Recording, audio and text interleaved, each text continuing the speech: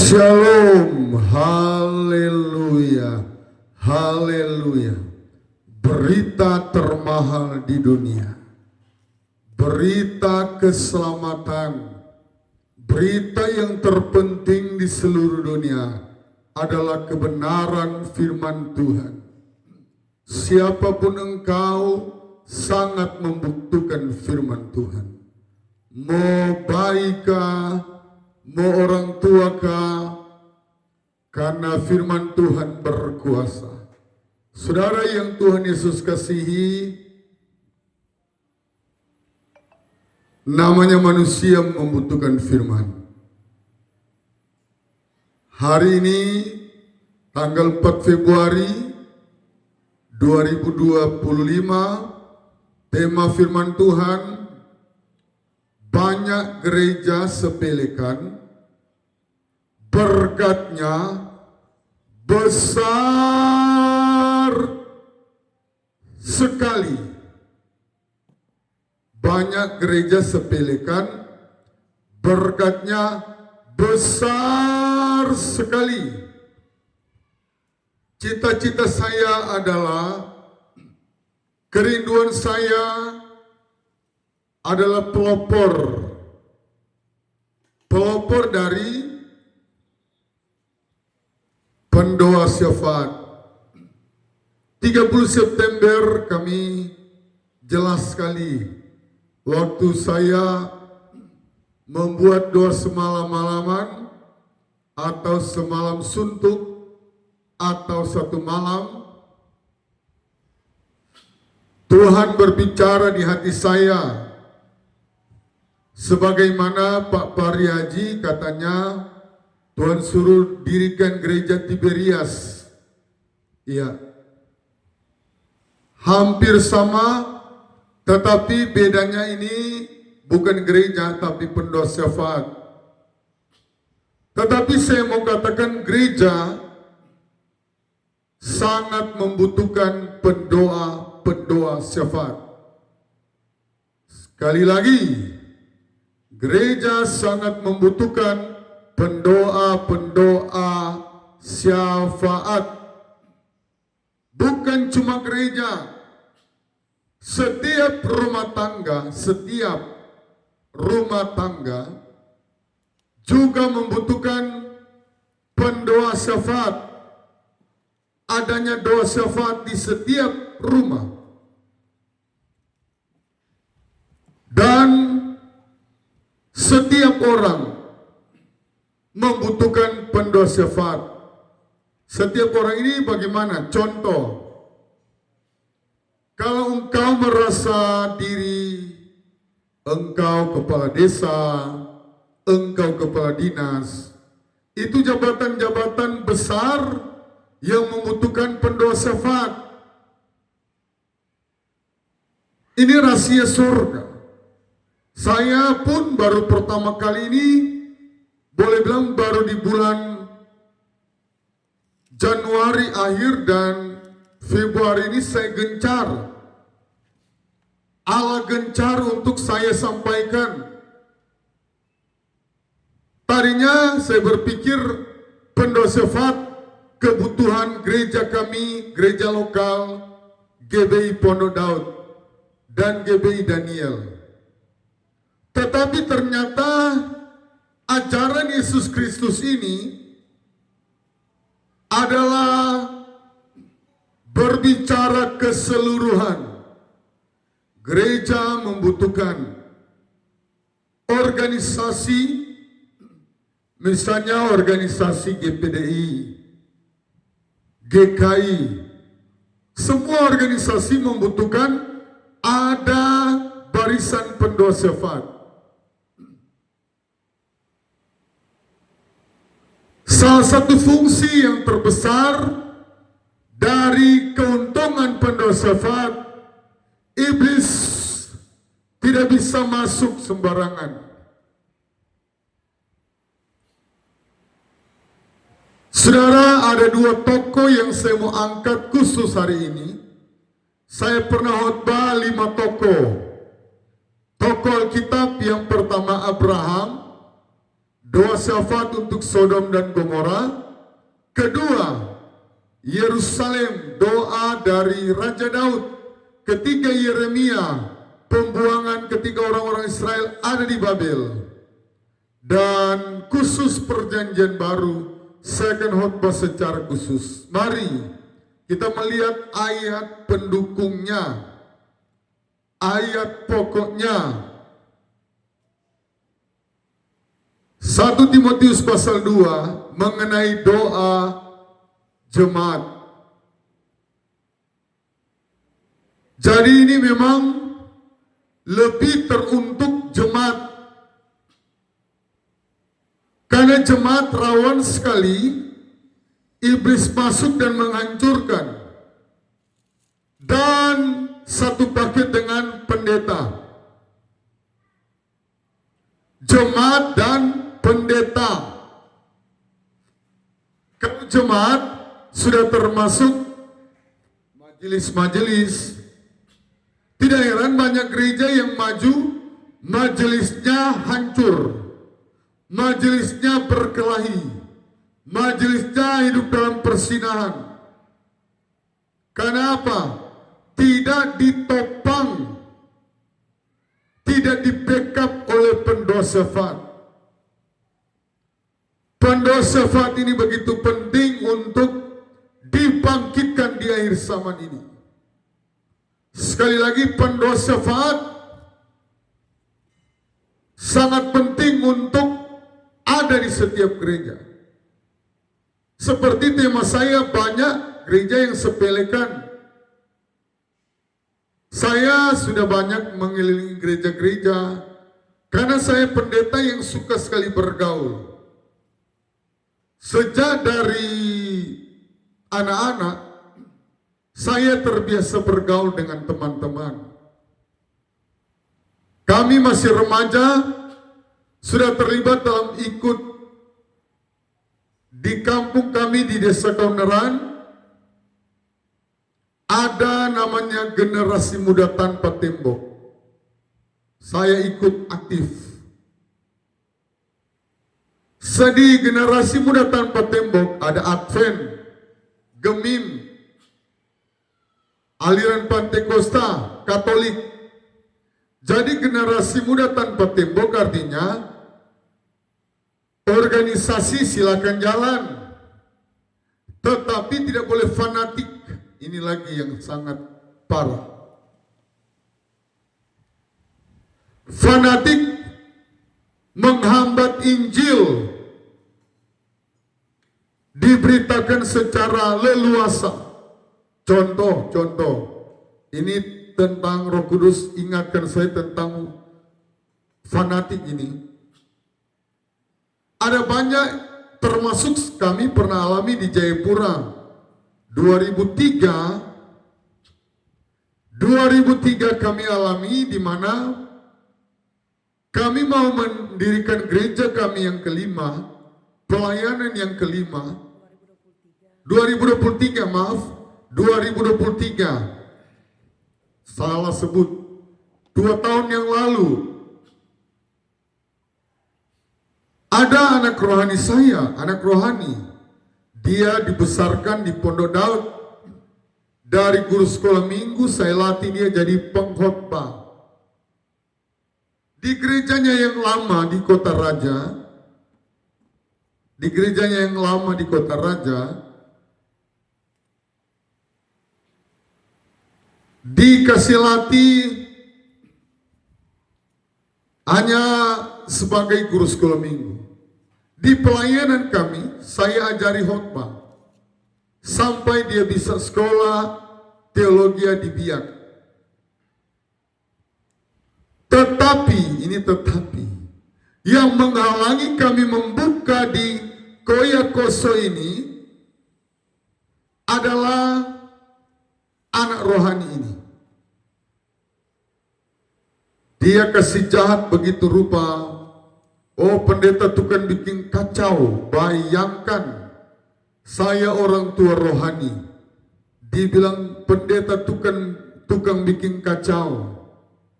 Ini yang menghalangi bukan teroris, ya katakanlah teroris. Tetapi yang menghalangi anak rohani saya. Jadi hal ini perlu dihotbahkan, perlu diselesaikan, perlu di Rofanatik ini doa syafaat Yesus, doa agung Yohanes 17 ayat 21, supaya semua menjadi satu. Bukan doktrinnya silakan. Tetapi bagaimana kalau gereja satu, artinya tidak fanatik. Kalau gereja kami, contoh saya gereja GBI, membuka. Jangan sampai orang yang saya maksud ini dari gereja B mau menghalangi. Gereja A buka, gereja B yang halangi. Wow, itu sudah kata lain dari teroris. Kata lain dari intoleran yang pernah dibubarkan di Indonesia ini. Saya nggak perlu sebut nama mereka karena sudah dibubarkan. Nah, di sini doa syafaat, kembali ke doa syafaat yang menjadi tema gereja lain. Banyak gereja sepelekan, tetapi penting sekali, berkat besar sekali. Sekali lagi, berkat besar sekali. Rahasia sorga yang Tuhan percayakan kepada saya, Pendeta Fani Tambun. Saya harus bagikan, saya harus sampaikan, karena kalau saya tidak sampaikan, saya kena hukum. Urapan tidak mengalir, kepercayaan hilang semua. Kalau saya tidak sampaikan berita terpenting ini. Terpenting yang mempercepat kedatangan Tuhan ada di barisan pendoa syafaat. Berulang-ulang kali saya katakan, mari yuk jadi pelopor, mendirikan di setiap rumahmu, di setiap gerejamu. Kalau ada pendeta yang mendengarkan khotbah saya ini, bukan berarti saya lebih pintar dari pendeta yang mendengarkan. Bukan. Salah. Tetapi saya bertepatan. Tidak kebetulan Allah percayakan bagi saya. Selama ini saya dengan Ibu Gembala, kami pencipta khotbah-khotbah YouTube. Kami merasa kami masih kurang. Jadi kalau kami santai, hampir setiap hari kami buka khotbah real, khotbah yang normal. Karena real kan 1 menit.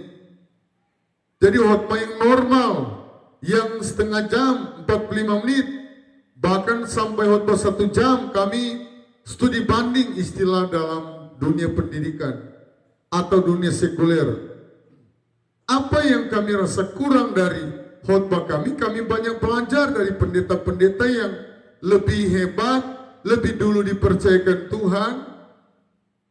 Kami nggak boleh merasa, wah, kami sudah yang paling benar, kami sudah yang paling hebat. Wah, Tuhan nggak pernah percayakan hikmat-hikmat yang baru, pewahyuan yang baru, rahasia yang baru.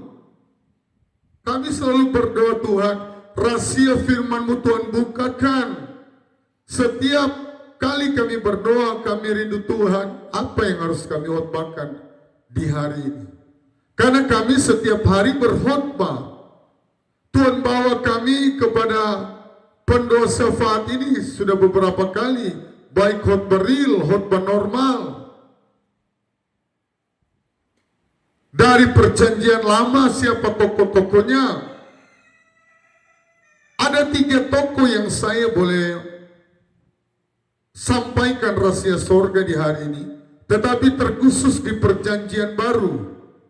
Karena ada banyak ahli-ahli Taurat, ya, dalam tanda petik ini orang-orang yang negatif, yang selalu mau mencari kesalahan kami.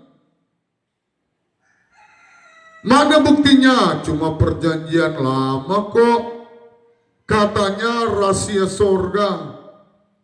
Saudara, sedangkan perjanjian lama sekalipun sudah mencukupi untuk kita praktikkan firman. Tapi yang namanya ahli Taurat, dia mau pel harus ada. Perjanjian baru harus ada.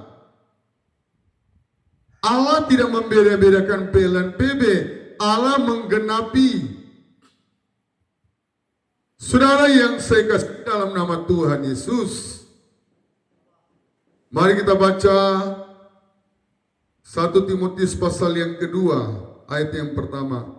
Mengenai doa jemaat, pertama-tama aku menasihatkan, naikkanlah permohonan, doa syafaat, dan ucapan syukur untuk semua orang. Ucapan syukur adalah dasar dari semua doa. Kalau kita tidak punya karakter mengucap syukur, begitu doa kita tidak dijawab, pasti persalahkan Tuhan. Nggak guna jadi Kristen. Saya sudah puluhan tahun cuma begini-begini. Tetapi Tuhan mau kita ada ucapan syukur. Ucapan syukur ini dasar dari semua doa. Rasa-rasanya doa kalau tidak naik dari ucapan syukur, nanti dia akan menjadi bagaimana ya? Itu yang saya katakan tadi, kalau doanya nggak dijawab, dia persalahkan Tuhan. Saudara yang Tuhan Yesus kasihi, tokoh yang dimaksud oleh kitab Timotius ini, tokoh yang 2/3 dia tulis dari kitab Roma sampai kitab Ibrani. Banyak orang yang mempertanyakan kitab Ibrani, tetapi banyak teolog berkata kitab Ibrani ditulis oleh Rasul Paulus. 14 kitab. Wow, terbanyak di dalam sejarah Alkitab. Kenapa? Dia juga latar belakang 4 sarjana, profesor kalau boleh dikatakan sekarang, sarjana teologi, sarjana filsafat, dan sarjana Taurat.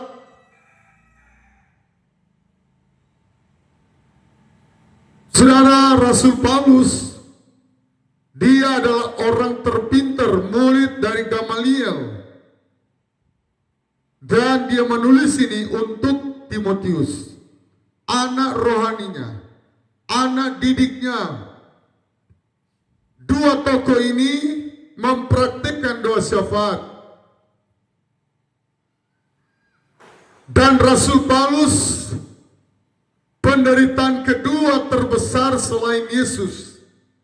Jadi kalau ukuran manusia, Rasul Paulus paling menderita selain Tuhan Yesus. Tuhan Yesus pertama paling menderita, Rasul Paulus kedua. Kalau ukuran manusia, Rasul Paulus yang pertama. Dia karena dia sudah latar belakangnya banyak membunuh orang Kristen, ketika Allah panggil dia harus bayar harga. Tetapi dia berkata hidup adalah Kristus dan mati adalah keuntungan. Artinya apa? Artinya Rasul Paulus ini, dia rasa bangga dengan penderitaannya. Dia tidak merasa penderitaan, justru lewat penderitaan menjadikan dia rasul yang salah satu terbaik, yang menjadikan dia rasul yang salah satu paling dipercaya Tuhan. Kenapa? Dia salah satu dipercaya Tuhan. 2/3 dari perjanjian baru Allah mempercayakan melalui ilhaman Roh Kudus. Penulisnya adalah Rasul Paulus.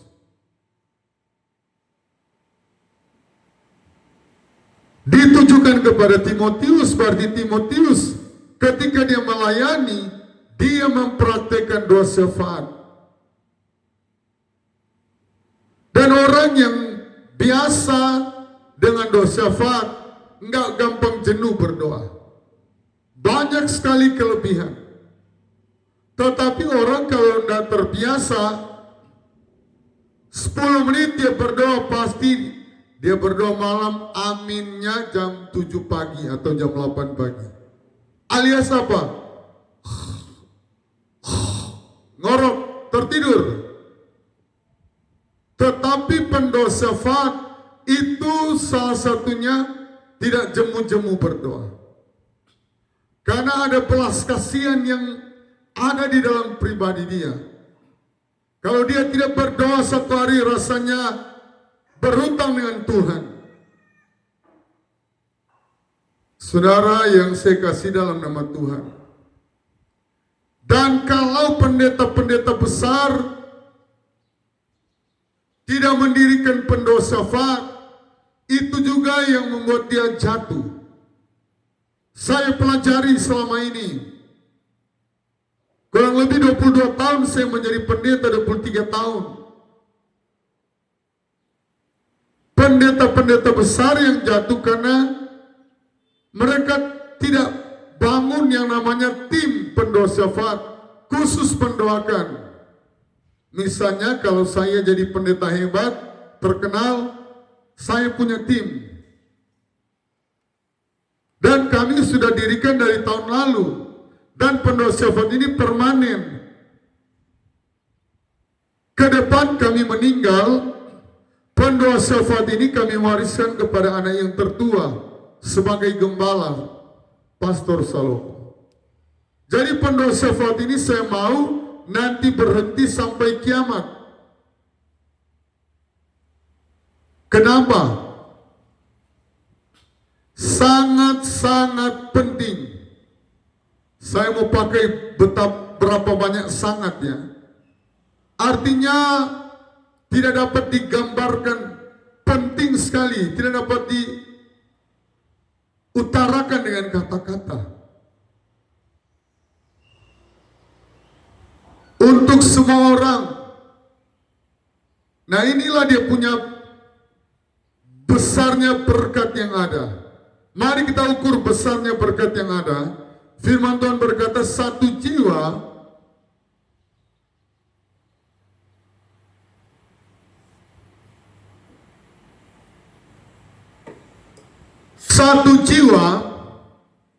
lebih berharga dari seluruh dunia ini. Ya kan? Jadi kalau semua orang diselamatkan, berapa banyak? Berarti 8 miliar dunia. Kesetaraan harga dari manusia yang ada. Satu jiwa lebih berharga dari seisi dunia ini.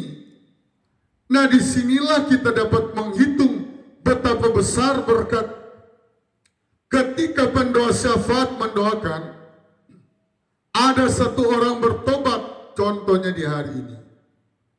Pendoa syafaat itu dapat berkat yang spektakuler. Tidak terkatakan. Jadi saya adalah pelopor. Banyak pengkhotbah terkenal saya dengar di YouTube tidak mempelopori kegerakan dari pendoa syafaat. Ini namanya kegerakan dari pendoa syafaat. Kalau pendoa syafaat bergerak di setiap rumah di Indonesia, bisa jadi tahun depan Tuhan Yesus sudah datang. Atau bisa jadi tahun ini Tuhan Yesus sudah datang. Karena ada ayat yang mendasari. Seandainya waktu tidak dipersingkat, banyak orang pilihan akan binasa, tersesat. Jadi waktu harus dipersingkat. Dan ayat yang lain berkata, sebenarnya si pendurhaka ini sudah ada, tapi yang menahan adalah para pendoa. Siapa para pendoa ini? Pendoa-pendoa syafaat. Wow. Pendoa syafaat ini memegang peranan terpenting. Roh-roh di udara ini nggak bisa macam-macam. Iblis nggak bisa seenaknya. Karena pendoa syafaat berdiri bagi bangsa.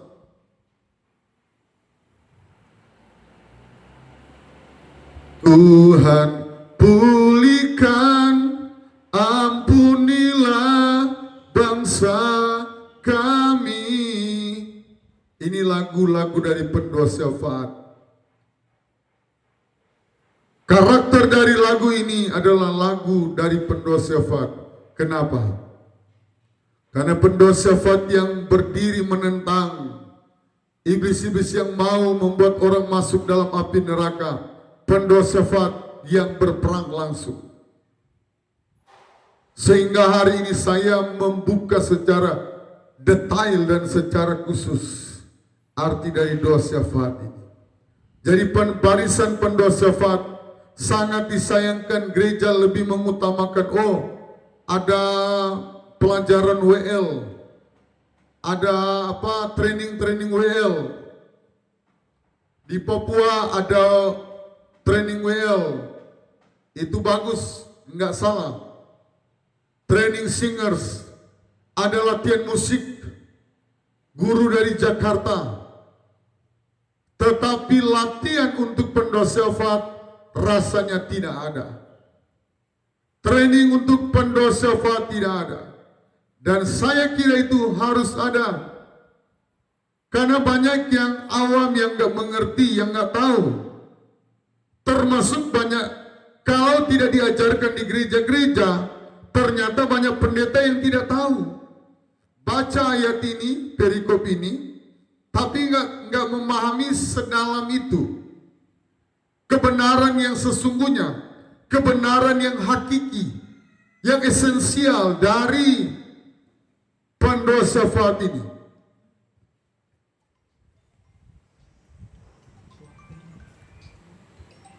Ini yang itu adalah Rasul Paulus, bukan Rasul biasa. 2/3 dari perjanjian baru kontribusi kepercayaan dari surga turun kepada Rasul Paulus. Dan dia berkolaborasi dengan anak muda. Jadi anak-anak muda, mari dirikan doa syafaat. Di Yarden di mana saya lahir, di Sonder, di Sulawesi Utara, mereka punya doa-doa yang luar biasa, tapi mereka nggak mengerti itu doa syafaat. Dan semoga banyak pendeta-pendeta yang mengkhotbahkan arti dari pendoa syafaat ini.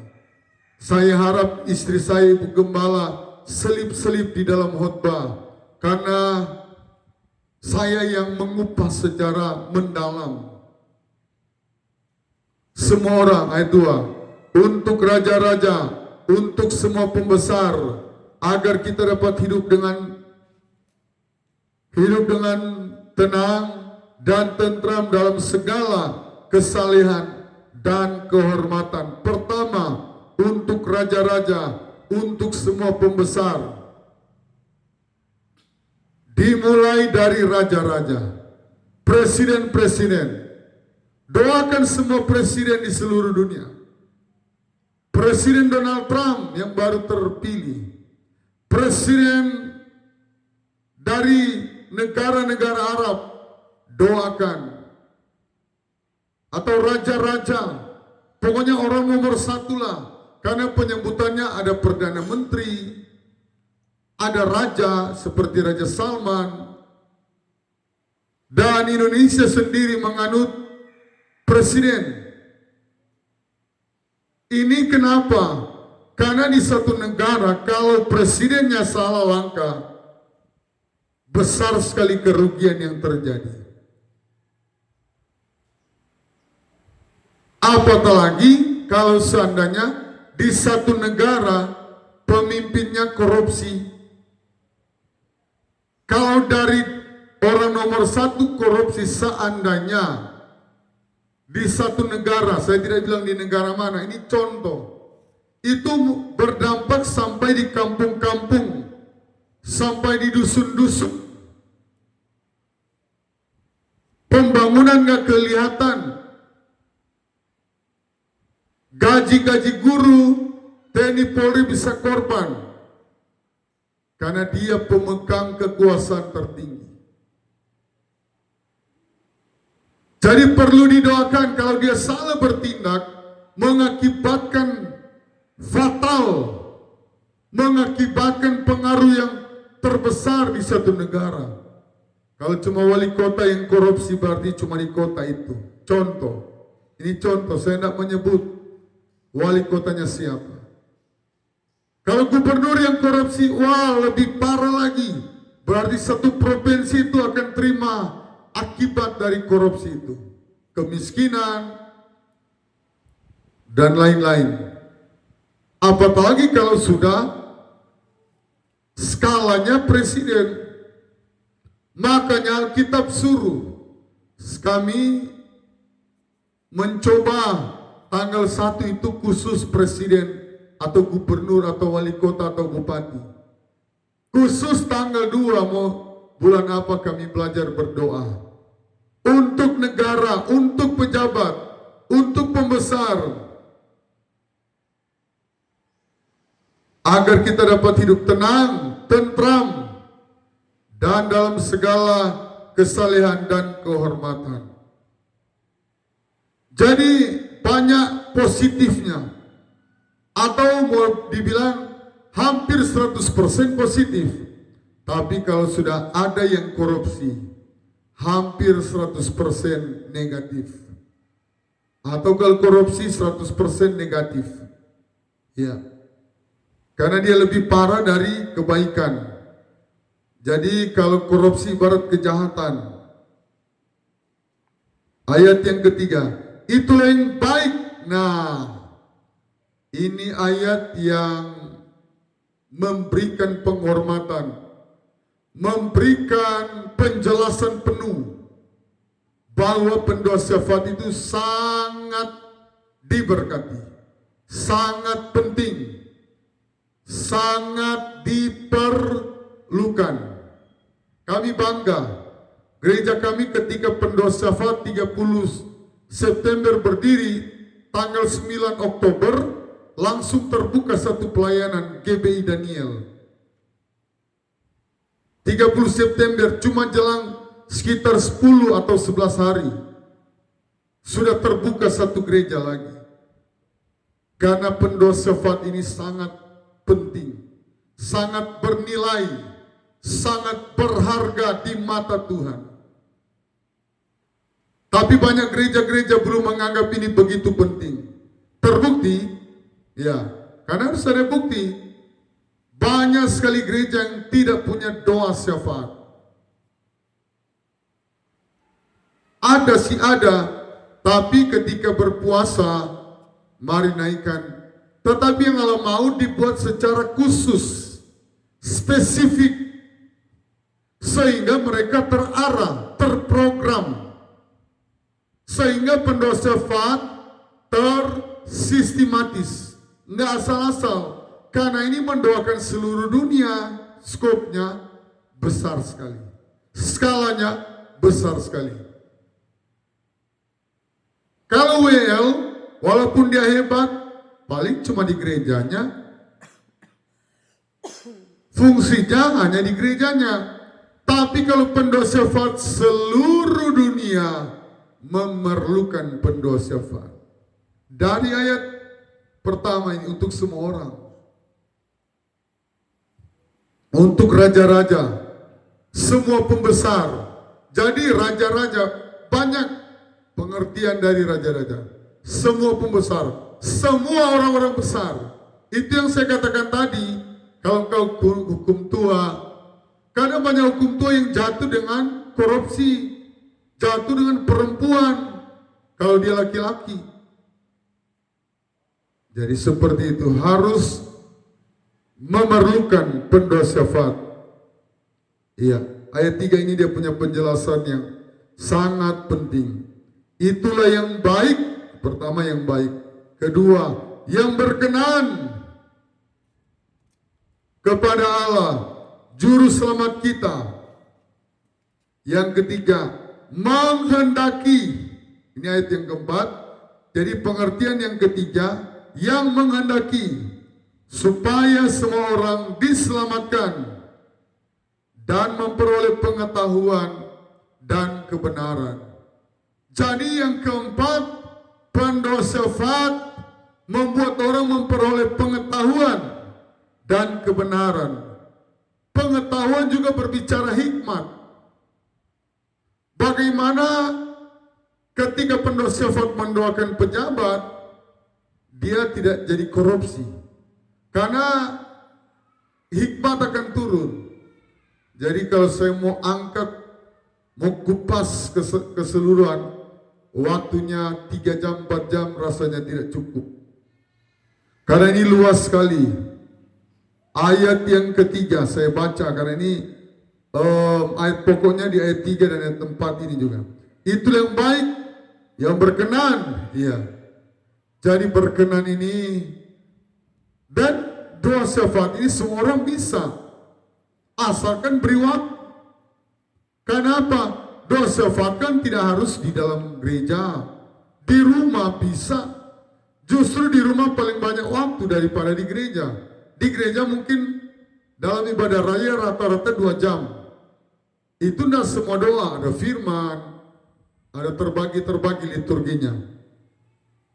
Dibagi dengan kesaksian, persembahan, tapi kalau di rumah waktu yang terbaik, waktu yang terbanyak. Iya. Berkenan kepada Allah juru selamat kita yang menghendaki tempat supaya semua orang diselamatkan, mau suku apapun, mau agama apapun, ras apapun, Tuhan mau diselamatkan dan memperoleh pengetahuan dan kebenaran. Ternyata orang-orang yang bertobat ini adalah bagian dari kinerja dari pendoa syafaat. Kontribusi dari pendoa syafaat. Saudara yang Tuhan Yesus kasihi, saudara yang Tuhan Yesus kasihi, ayat yang kelima, karena Allah itu esa dan esa pula Dia yang menjadi pengantara antara Allah dan manusia, yaitu manusia Kristus Yesus. Jadi doa syafaat ini menyatu kita dengan Allah. Salah satu karakter utama dari Allah adalah pendoa syafaat. Karena Allah kita, Dia bukan cuma pendoa, tetapi 100% tindakan Allah, 100% doa dari Allah tentang syafaat. Karena begitu besar kasih Allah akan dunia ini, sehingga Ia mengaruniakan anak yang tunggal, supaya semua orang tidak binasa. Kata semua orang. Kalau 8 miliar lebih, Allah mau 8 miliar lebih diselamatkan. Tetapi kenyataannya tidak semua orang mau diselamatkan. Banyak yang suka masuk neraka. Silakan, itu pilihanmu. Tetapi yang mau mendengar firman Tuhan ini, mempraktekkan, mari. Pendoa syafaat tidak pandang bulu. Oh, kalau majelis-majelis, ada gereja yang kalau dia berduit baru dia jadi majelis. Ada. Kalau keuangannya mapan baru dia jadi majelis. Tapi kalau pendoa syafaat, engkau termiskin di dunia sekalipun, asal engkau buka hati, silakan engkau terdaftar di sorga, dicatat. Kalau namanya Jerry, oh Jerry pendoa syafaat baru hari ini. Jadi mari kita daftarkan diri kita menjadi pendoa syafaat. Asal jangan cuma mendaftar, praktekkan dengan sungguh-sungguh.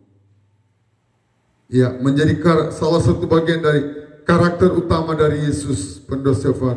Yang telah, ayat 6, yang telah menyerahkan dirinya sebagai tebusan bagi semua manusia,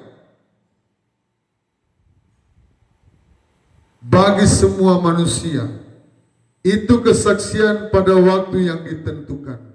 Jadi ketika dia menyerahkan diri untuk semua orang manusia, inilah definisi daripada syafaat. Perbuatan untuk semua orang.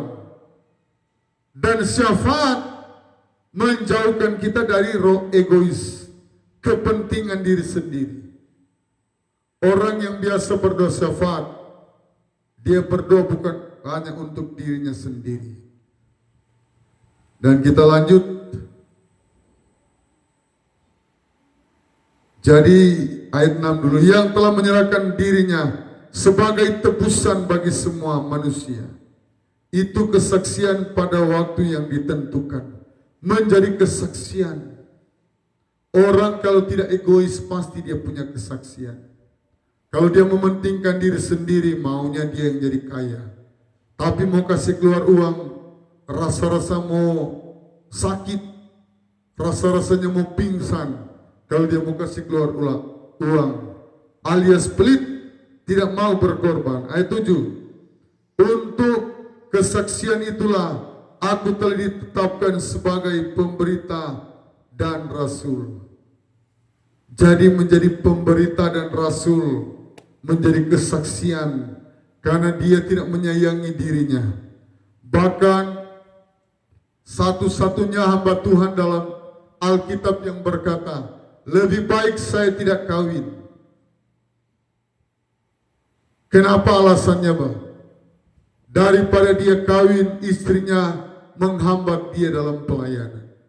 Tetapi Rasul Paulus berkata, kawin itu aturan firman, silakan.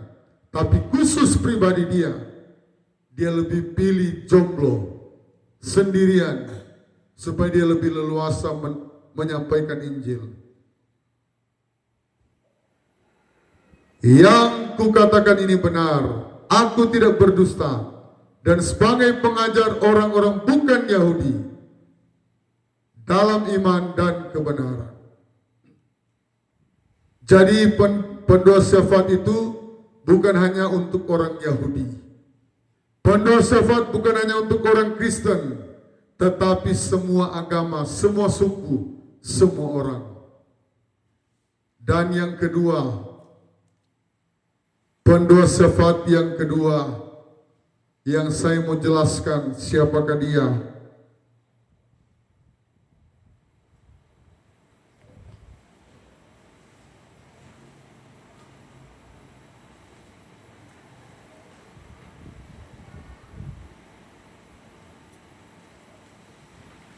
Ayat 22. Iya.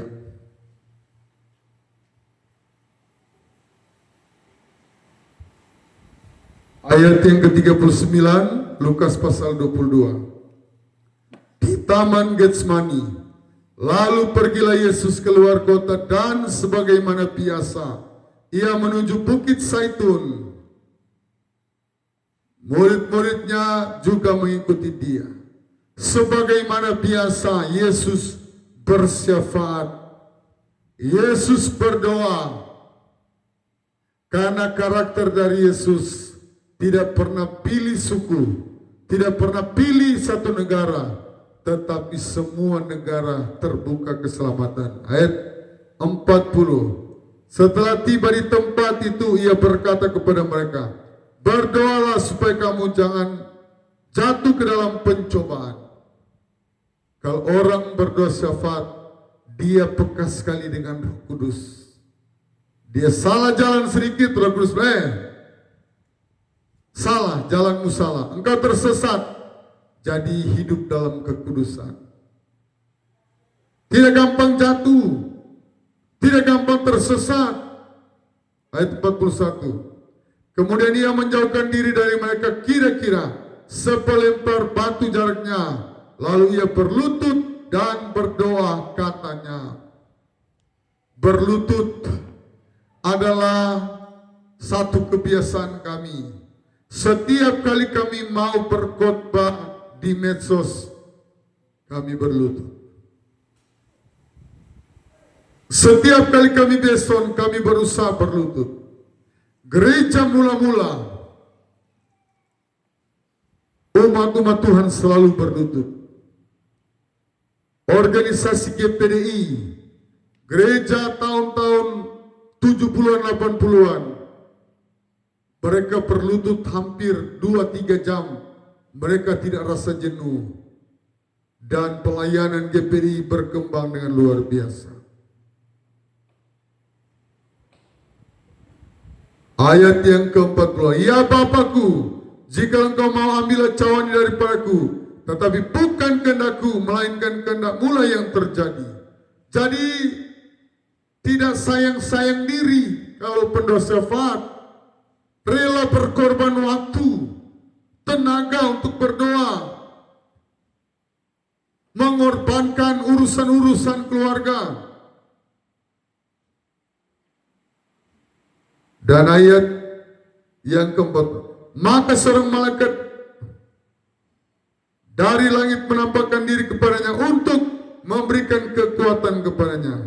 Ia sangat ketakutan dan makin bersungguh-sungguh berdoa. Peluhnya menjadi seperti titik darah bertetesan ke tanah. Yesus sudah memberikan teladan. Ini adalah doa terberat dari Yesus. Sampai-sampai Yesus keluar, pembuluh darahnya pecah, darahnya keluar di pembuluh darah.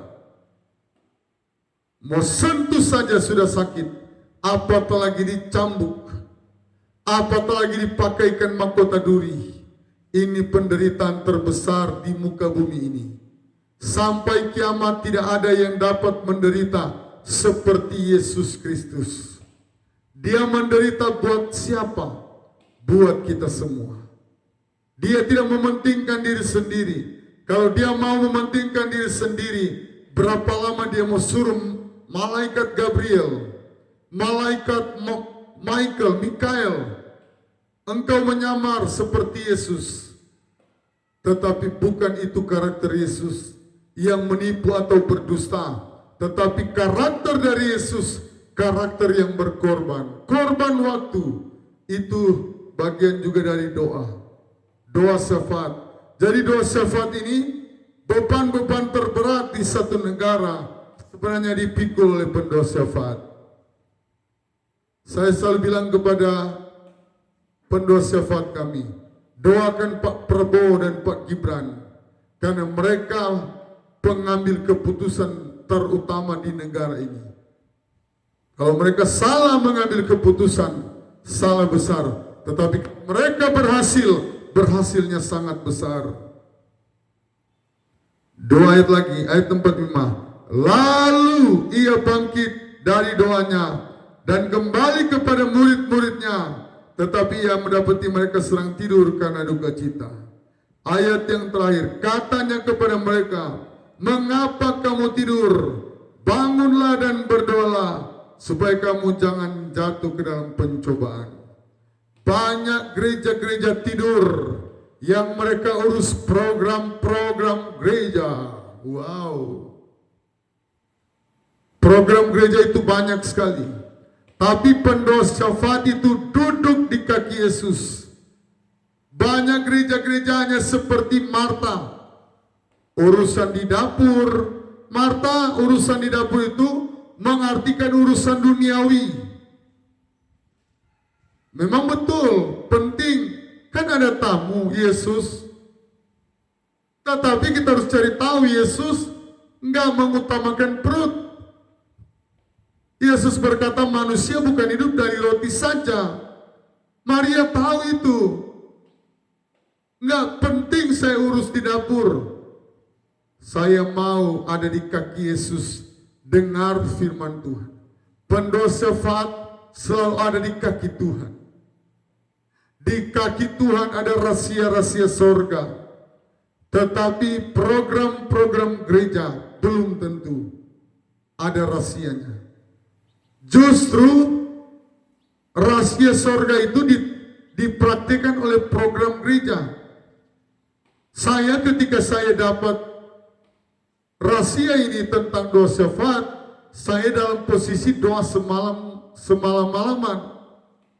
Saya disuruh untuk buka channel YouTube 20 Oktober dalam posisi posisi malam itu saya doa semalaman suntuk. Saya nggak sembarangan bertindak. Saya sadari siapakah saya. Tetapi kalau saya menyampaikan ini untuk saudara, kalau saudara praktekkan, bagikan, like, komen, saudara sementara memberitakan firman Tuhan. Sehingga di pelayanan kami, saya tanya kepada jemaat yang mau mendukung, engkau menjadi hamba Tuhan medsos. Ketika saya deklarasikan, ada orang kampung katanya, oh jangan pakai hamba Tuhan, pengerja, oke, silakan. Tetapi pengerja dan hamba Tuhan medsos boleh dikatakan sama-sama sangat bernilai di pemandangan Tuhan. Tidak salah memakai kata hamba Tuhan.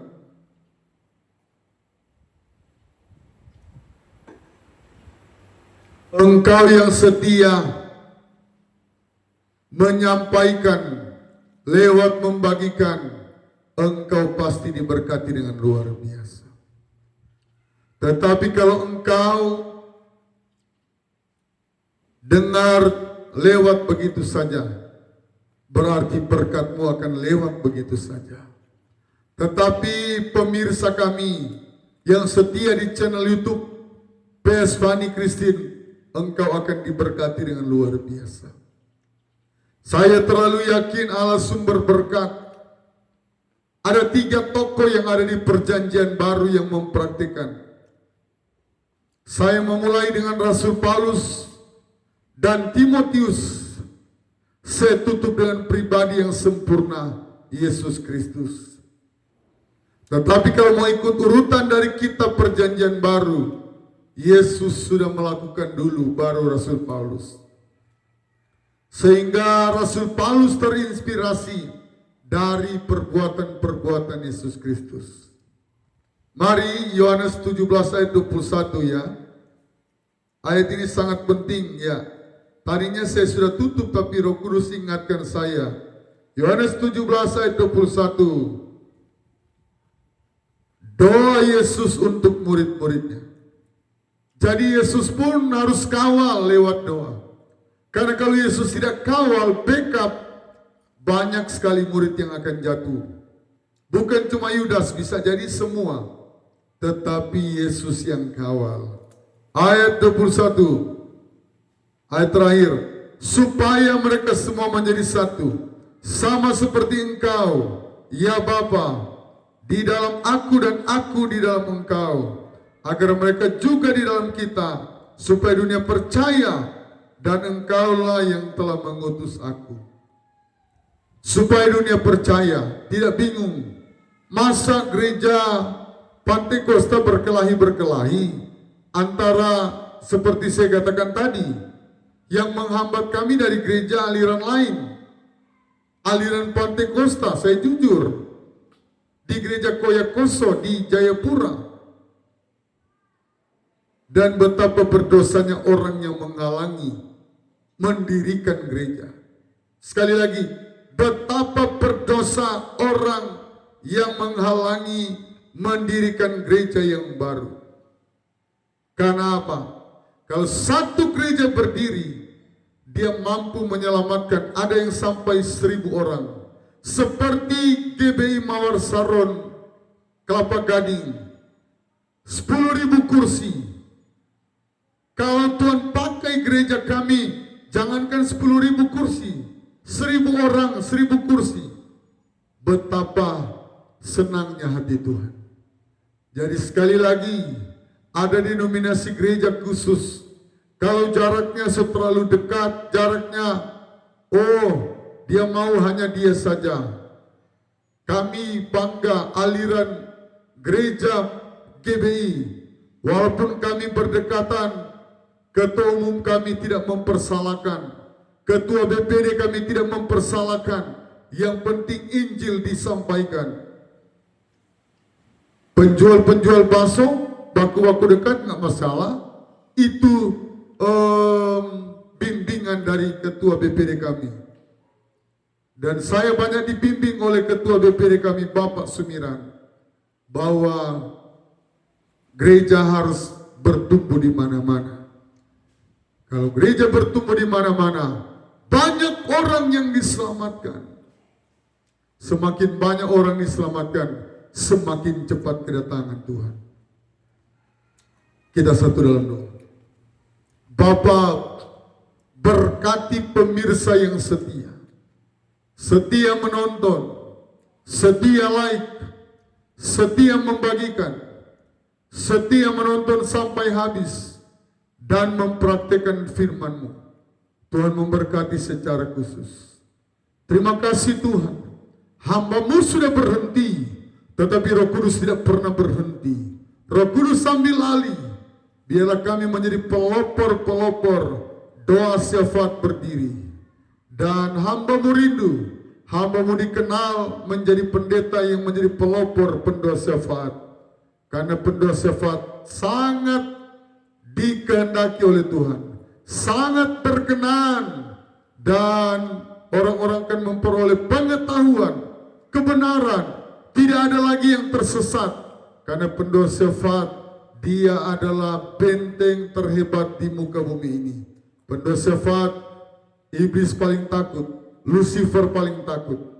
Kami sudah siap dan kami akan mempraktikkan firman-Mu. Berita termahal di muka bumi, berita terpenting di muka bumi adalah berita firman Tuhan. Haleluya. Amin. Tuhan Yesus memberkati kita.